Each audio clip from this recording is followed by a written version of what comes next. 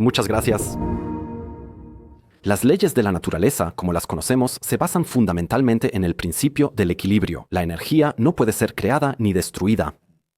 Lo que entra, de alguna manera, también tiene que salir. Esta verdad universal no solo determina los procesos físicos, sino que también da forma a nuestra comprensión de cómo funciona el cosmos, desde el ámbito cuántico hasta las estructuras más grandes del universo. En el siglo XVII, el médico italiano Santorio se dedicó a estudiar este equilibrio en el cuerpo humano mediante décadas de autoexperimentación. Durante 30 años registró meticulosamente cada sustancia que ingería y expulsaba, así como su peso corporal antes y después de hacer ejercicio. Incluso construyó una balanza especial que estaba integrada en su espacio de trabajo. Día tras día siguió este ciclo de ingestión y excreción, una perseverancia que no tiene igual en la historia de la ciencia. Sorprendentemente, descubrió que la masa de las excreciones era menor que la de los alimentos ingeridos. Un fenómeno que al principio lo confundió mucho. La comparación con una fogata, cuya leña pesa más que las cenizas que quedan, le ayudó a ilustrarlo. Esta observación llevó a una pregunta fundamental de la ciencia. ¿A dónde desaparece la masa que aparentemente falta?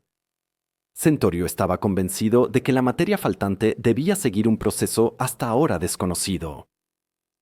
A finales del siglo XVIII, los científicos confirmaron la idea principal de Centorio en otro contexto al descubrir la ley de conservación de la masa.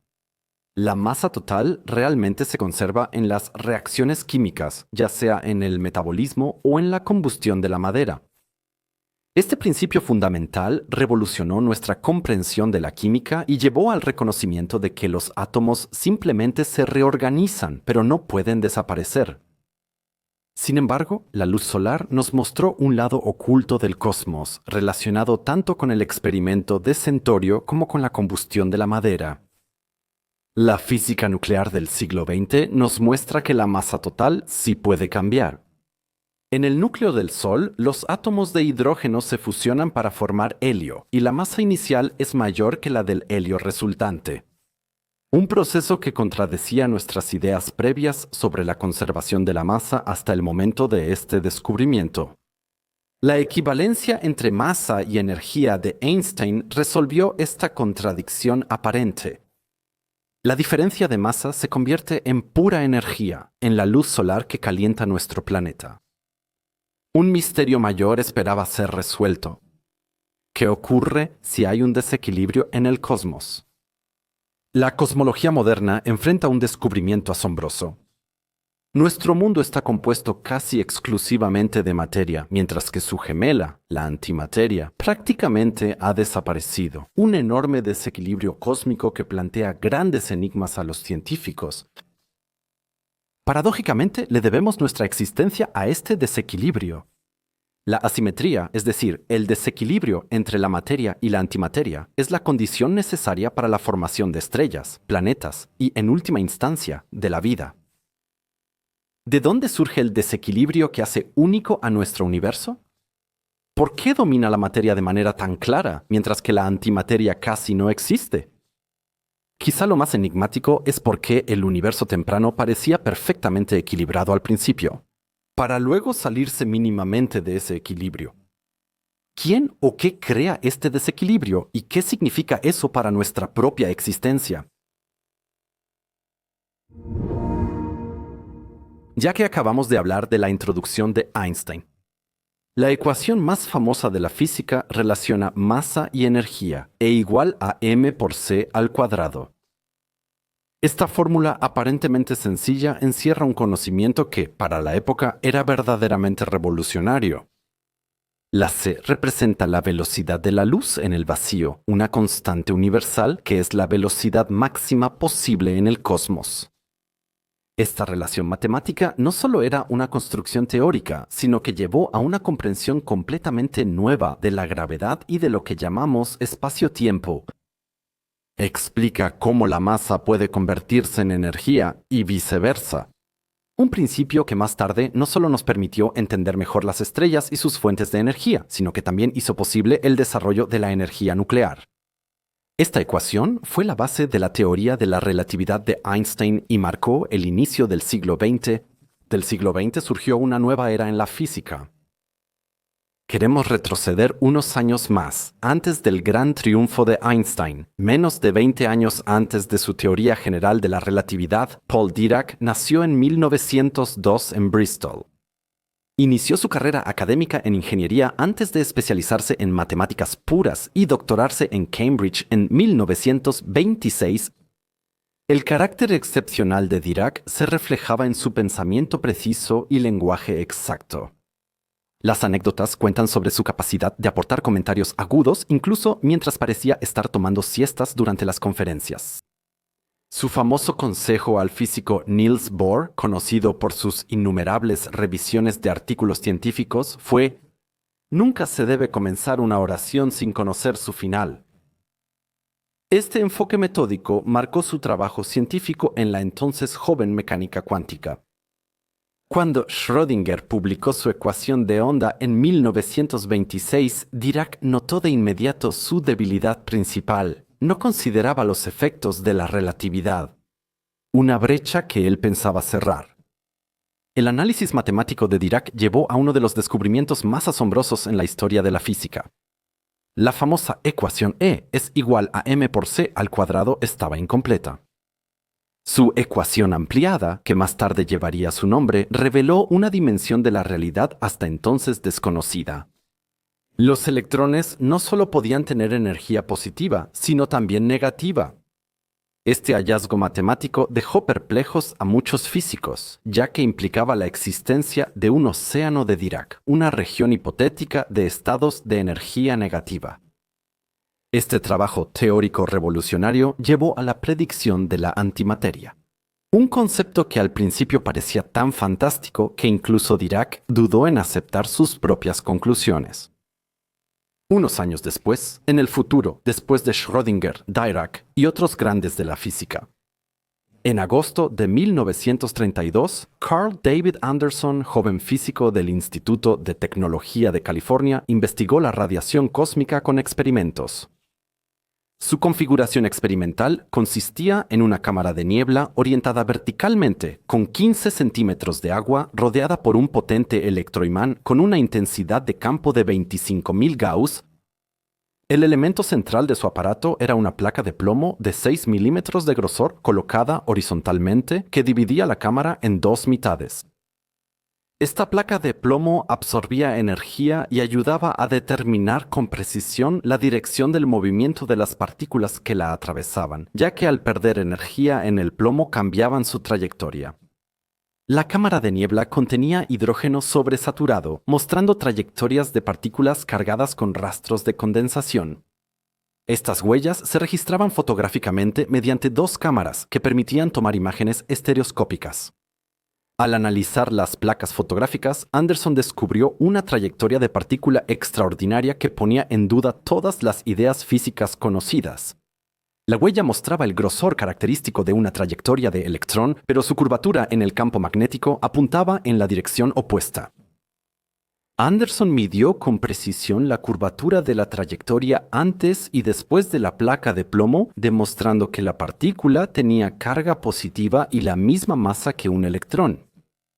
Un análisis detallado de las pérdidas de energía en la placa de plomo confirmó esto. La partícula perdió cerca de 3 millones de electronvoltios al atravesar el plomo. Las imágenes estereoscópicas permitieron una reconstrucción tridimensional de la trayectoria de la partícula y así descartaron interpretaciones erróneas debidas a distorsiones de perspectiva. Otras mediciones en las semanas siguientes, donde Anderson analizó más de 1.300 imágenes, confirmaron la existencia de estos electrones con carga positiva. Él lo llamó a la partícula, primero la llamó electrón positivo y después positrón positivo. Con esta prueba se descubrió que la materia regular es complementada por su versión anti. Anderson continuó con esto en los anales de la física. Han pasado 92 años desde entonces. Si existe el positrón, entonces también debería existir cada partícula elemental, cada átomo y cada molécula en su variante anti. ¿Qué partículas ofrece el zoológico de antipartículas? ¿Podríamos crearlas y usarlas para generar energía?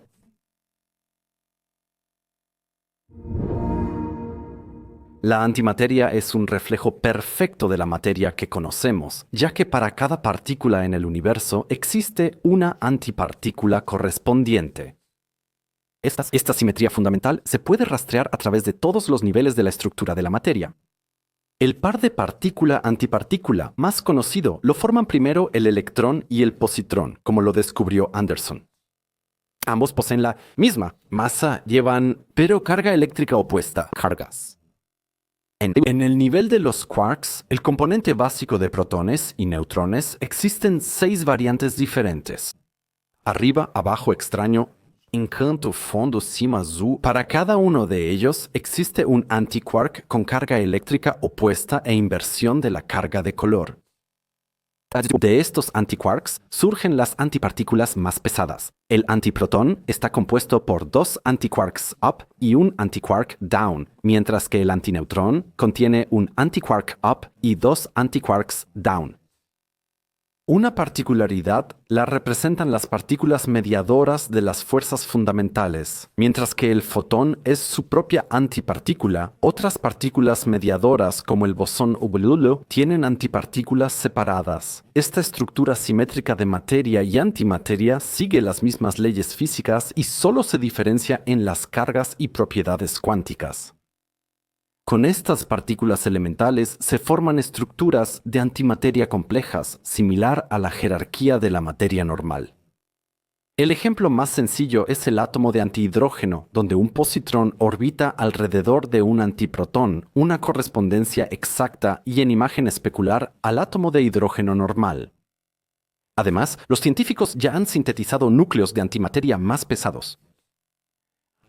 Los núcleos de antideuterio están formados por un antiprotón y un antineutrón. Los núcleos de antihelio 3 tienen 2 antiprotones y un antineutrón, así como los núcleos de antihelio 4 que contienen 2 antiprotones y 2 antineutrones.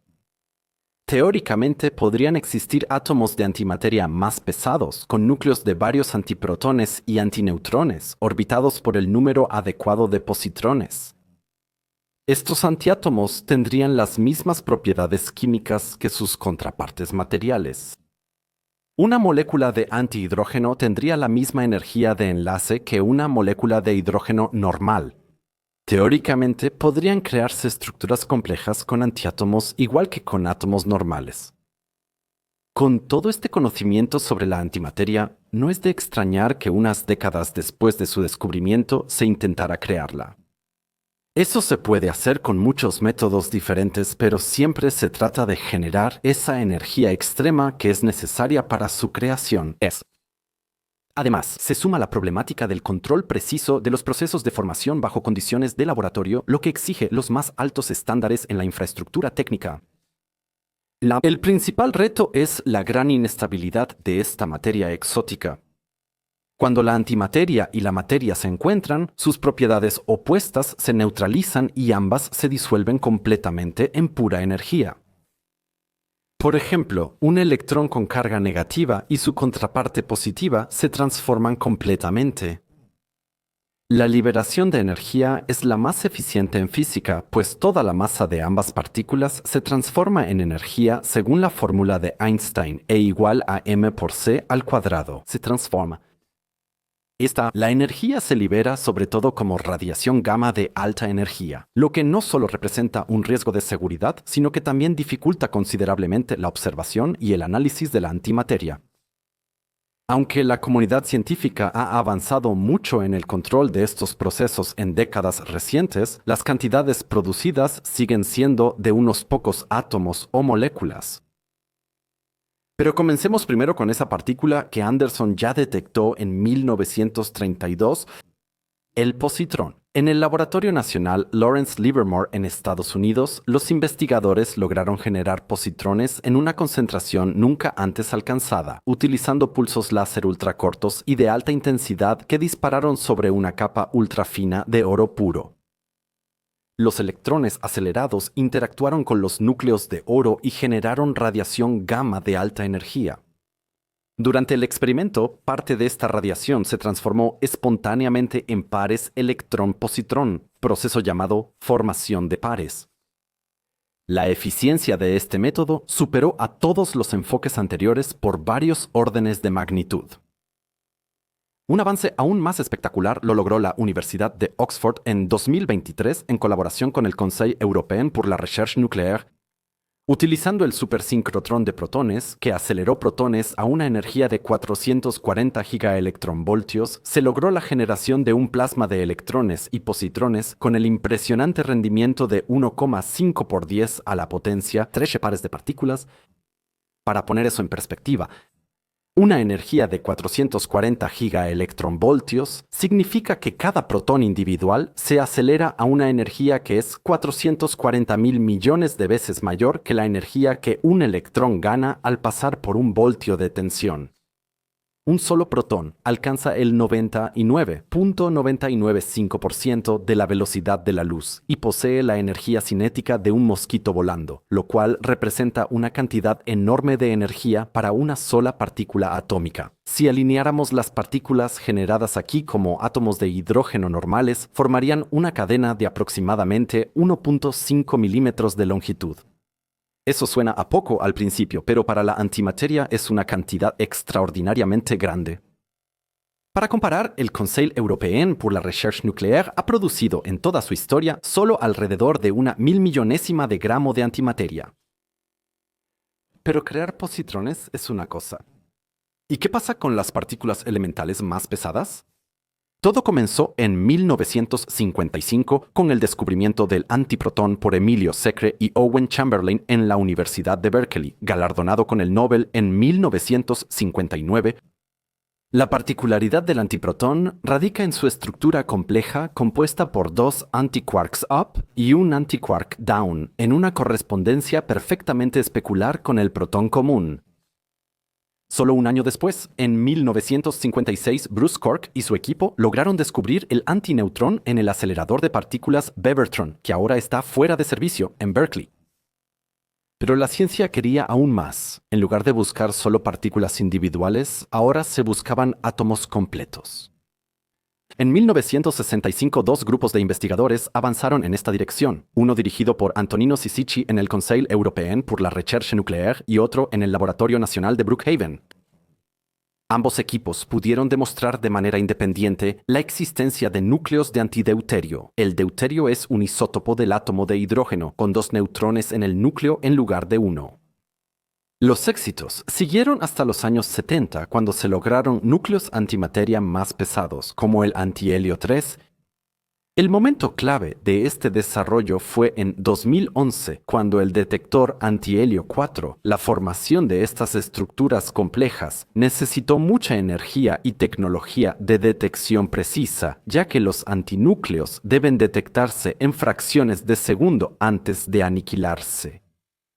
Además del descubrimiento y la creación de partículas individuales y átomos completos, existe otro misterio que persigue a los científicos incluso en sus sueños: los neutrinos. ¿Se pueden imaginar como partículas fantasma? Atraviesan objetos masivos con facilidad y apenas dejan rastro alguno. Su masa casi insignificante y su extrema capacidad de penetración los convierten en candidatos únicos para explicar la dominancia de la materia. Cada segundo, alrededor de 100 billones de estas partículas atraviesan cada centímetro cuadrado de la Tierra, incluido nuestro cuerpo. Su débil interacción con la materia normal hace que sean extremadamente difíciles de detectar. Pero precisamente esa característica podría haberles permitido desempeñar un papel clave en los primeros momentos después del Big Bang. Más adelante hablaré más sobre eso. La importancia especial de los neutrinos se muestra en una asimetría notable de sus propiedades. Mientras que prácticamente todas las demás partículas en el modelo estándar de la física de partículas existen en variantes diestras y zurdas, de manera comparable a las dos versiones en espejo de nuestras manos, los neutrinos muestran un comportamiento único. En décadas de observaciones, los científicos solo encontraron neutrinos zurdos y antineutrinos diestros. Esta asimetría fundamental podría ser una clave para entender la dominancia de la materia en nuestro cosmos. Si los neutrinos diestros, es decir, los neutrinos normales, no los antineutrinos, no existieran, esto significaría que los neutrinos posiblemente sean sus propias antipartículas. Un concepto conocido como partícula de Majorana. Los neutrinos diestros pudieron existir al inicio del universo, pero habrían decaído por procesos aún desconocidos. Las investigaciones más recientes sugieren que los neutrinos podrían violar la simetría carga-paridad, es decir, ese principio físico según el cual las leyes de la física permanecen iguales. Cuando las partículas son reemplazadas por sus antipartículas, lo que se llama simetría C, y sus coordenadas espaciales se invierten, lo que se conoce como simetría P. Aquí, los neutrinos originales con giro derecho habrían favorecido la creación de materia sobre antimateria al desintegrarse. Paralelamente, se están investigando teorías alternativas, incluyendo la posibilidad de regiones aisladas de antimateria en el universo que hasta ahora han permanecido sin descubrir. Como ya se mencionó, la aniquilación de antimateria y materia es el proceso más eficiente en términos de energía en todo el universo. Pero, ¿cómo se puede almacenar la antimateria para guardarla y usarla en la generación de energía? La producción de antimateria se ha realizado desde hace varias décadas, pero su almacenamiento, es decir, su conservación, representa desafíos tecnológicos sin precedentes para la ciencia. Como la antimateria tiende a aniquilarse instantáneamente al entrar en contacto con la materia común, es necesario desarrollar sistemas de almacenamiento altamente complejos. Para antipartículas cargadas como los antiprotones, se utilizan trampas de Penning que funcionan mediante un ajuste preciso de campos eléctricos y magnéticos. Estas trampas deben operar bajo un ultravacío extremo para evitar cualquier colisión con átomos residuales de gas. Para antiátomos neutros como el antihidrógeno, se necesitan sistemas más sofisticados. Las trampas magneto-ópticas aprovechan los momentos magnéticos de los antiátomos y, mediante una combinación de campos espejo y campos multipolares, generan un mínimo magnético en el que los antiátomos pueden ser atrapados. Un grupo de investigadores en el Conseil Européen pour la Recherche Nucléaire, que utilizó un láser de alto consumo energético para producir antihidrógeno, logró almacenar átomos de antihidrógeno durante hasta 1000 segundos. El récord absoluto lo tiene el experimento TRAP en el Conseil Européen pour la Recherche Nucléaire con un tiempo de almacenamiento de 405 días para antiprotones. Estos logros no solo requieren un alto consumo de energía, sino también una supervisión y estabilización continua de las condiciones de almacenamiento. Cualquier pequeña perturbación, como cambios de temperatura, vibraciones o influencias electromagnéticas, puede causar la pérdida inmediata de la antimateria almacenada al aniquilarse con las paredes del dispositivo. Con estos complejos requisitos técnicos para crear y almacenar antimateria, es alto. Los costos reales son: la NASA estimó en 1999 el precio de un solo gramo de antihidrógeno en la astronómica cantidad de 62,5 billones de dólares. Una suma que supera el presupuesto del proyecto Manhattan para desarrollar la primera bomba atómica en más de 1000 veces. Estos costos exorbitantes resultan de varios factores. La producción necesita enormes aceleradores de partículas, como el Gran Colisionador de Hadrones en el Conseil Européen pour la Recherche Nucléaire, cuya construcción y operación cuestan miles de millones. La ineficiencia extrema en la producción aumenta los costos. El Conseil Européen pour la Recherche Nucléaire hasta ahora solo ha producido aproximadamente una 1000 millonésima de un antigramo de antimateria, para lo cual se han invertido varios cientos de millones de francos suizos. Las instalaciones más modernas generan unos 10 millones de antiprotones por minuto, pero la mayoría se pierde en su producción. Enfoques innovadores, como la captura de antimateria que ocurre de forma natural en los cinturones de Van Allen de la Tierra, por ejemplo, podrían ofrecer alternativas más económicas en el futuro, pero todavía se encuentran en una etapa teórica. La producción y almacenamiento industrial de antimateria, la búsqueda de neutrinos diestros y quizás incluso la anulación de las leyes de la naturaleza son descubrimientos y procesos que parecen estar muy lejos en el futuro. La existencia de una forma de materia cuyo simple contacto provoca una enorme explosión de energía y la conversión en energía pura resulta escalofriante. ¿Cómo sería un mundo en el que la humanidad pudiera utilizar la antimateria para generar energía? ¿Qué implicaría esto para nosotros? Tal vez imaginen enormes naves interestelares impulsadas por reactores de antimateria, viajando majestuosas a través de la inmensidad del cosmos infinito. Estas naves espaciales ya no estarían limitadas por las fronteras de nuestro sistema solar, sino que podrían llegar fácilmente a los planetas exteriores del sistema solar en pocas semanas y alcanzar sistemas estelares lejanos en unas pocas décadas. Con tecnología avanzada podríamos colonizar cuerpos celestes parecidos a la Tierra a años luz y establecer colonias humanas. Esta visión de un futuro en el que la humanidad viaja a las estrellas recuerda a los sueños utópicos de los autores de ciencia ficción. Sin embargo, la ciencia real de la antimateria la está acercando a la realidad. Por muy tentador que parezca este futuro, también conlleva peligros inmensos. Utilizar la antimateria como fuente de energía sería revolucionario, pero también muy arriesgado. La enorme cantidad de energía contenida en un solo gramo de antimateria es tan inmensa que incluso el accidente más pequeño tendría consecuencias catastróficas. Si una planta de energía de antimateria fallara, la explosión superaría todo lo visto hasta ahora. Las catástrofes de Chernóbil y Fukushima serían incidentes diminutos en comparación. Una liberación incontrolada de antimateria podría destruir ciudades enteras o incluso continentes.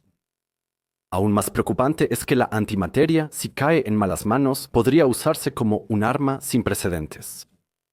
La historia de la humanidad está llena de ejemplos en los que tecnologías revolucionarias fueron mal utilizadas con fines bélicos. Una carrera armamentista por armas de antimateria podría sumir al mundo en una nueva era de incertidumbre y miedo. Una era en la que el peligro de la destrucción mutua está siempre presente.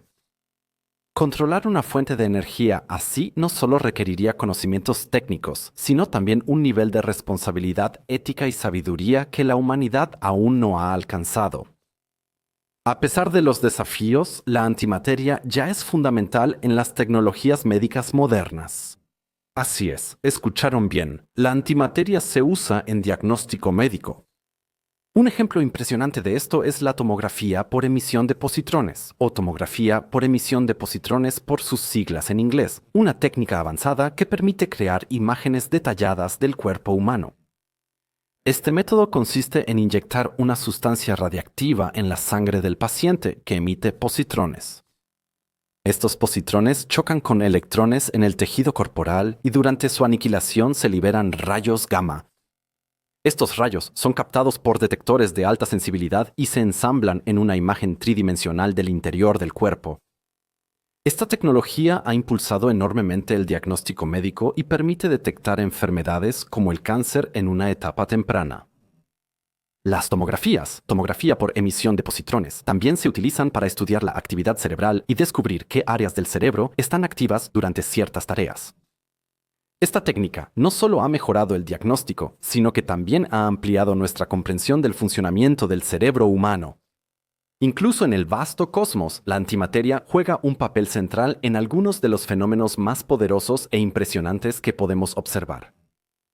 En las explosiones de supernovas, cuando estrellas masivas llegan al final de su ciclo de vida en una explosión gigantesca, se libera una enorme cantidad de energía, incluyendo antimateria. Estos eventos explosivos son tan poderosos que pueden iluminar galaxias enteras.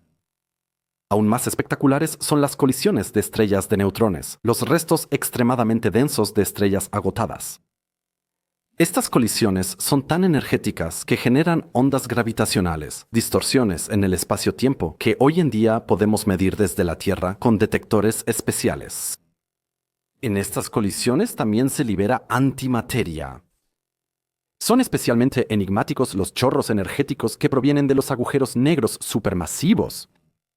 Esta radiación compuesta por partículas de alta energía, incluida la antimateria, se extiende a lo largo de miles de años luz y da testimonio de los procesos físicos extremos que ocurren en los entornos inmediatos de estos gigantes cósmicos. Uno de los principales descubrimientos en este campo lo hizo la NASA en 1997 Con el Observatorio de Rayos Gamma Compton, los científicos detectaron una fuente gigantesca de antimateria que se extiende a lo largo de 3000 años luz desde el centro de nuestra Vía Láctea. Este fenómeno, que parece una fuente gigante de antimateria, es como el poder atómico de la nada. ¿De dónde proviene esta antimateria y qué exactamente la produce en cantidades tan grandes aún no se ha esclarecido por completo? Existen varias teorías, pero ninguna de ellas ha podido ser confirmada de manera definitiva hasta ahora. Sin embargo, este descubrimiento muestra que la antimateria está más extendida en el cosmos de lo que quizá habíamos supuesto. Nos recuerda que aún nos falta mucho por aprender sobre los procesos del cosmos. Y hablaremos de estas fuentes galácticas de materia más adelante en un capítulo aparte. A pesar de su presencia en el cosmos o incluso en la medicina, la cantidad de antimateria observable en comparación con la materia normal es extremadamente pequeña y casi inexistente. Si la materia y la antimateria hubieran sido perfectamente simétricas en el universo temprano, se habrían aniquilado y el universo estaría vacío hoy. Pero por alguna razón hubo un pequeño exceso de materia, lo que permitió que después del Big Bang quedara suficiente materia para formar estrellas, planetas y, en última instancia, la vida. Esa pequeña asimetría, que surgió en una fracción de segundo después del Big Bang, es la razón por la que existimos hoy en día. Es uno de los mayores enigmas de la cosmología y la física modernas. ¿Por qué existió ese pequeño exceso de materia? ¿Qué llevó a que el universo se desarrollara de la manera en que lo conocemos hoy? La antimateria sigue siendo un misterio. Desde la postulación de su existencia por Paul Dirac hasta su detección directa e incluso su creación. La física y la astronomía avanzaron mucho en el siglo pasado para descubrir el zoológico de partículas. ¿A dónde nos lleva nuestra búsqueda? En la segunda parte, que saldrá en aproximadamente una semana, los llevaré a los inicios del cosmos. Aclararemos de dónde podría venir realmente el desequilibrio entre la materia y su antivariante. Conectaremos lo grande con lo pequeño y tal vez al final obtengamos una respuesta. Escriban su opinión sobre este video y este tema en los comentarios. Me alegra leerlos y les deseo una bonita tarde de domingo. Cuídense y vivan mucho tiempo y en paz. Adiós.